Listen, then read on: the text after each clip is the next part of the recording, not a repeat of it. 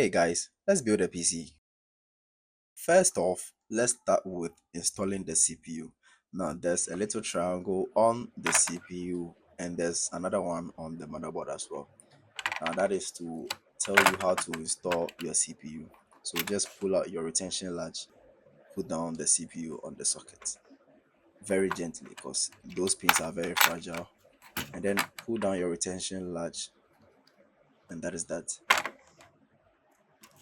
RAM. Now, for you to know that you've installed your RAMs properly, just hear out for two clicks, just like this. Installing your SSD is as confusing as your ex-girlfriend. I'm just kidding. Just do exactly what I'm doing right here, and you should be good. Let's apply some thermal paste onto our CPU and install our CPU brackets for our CPU cooler.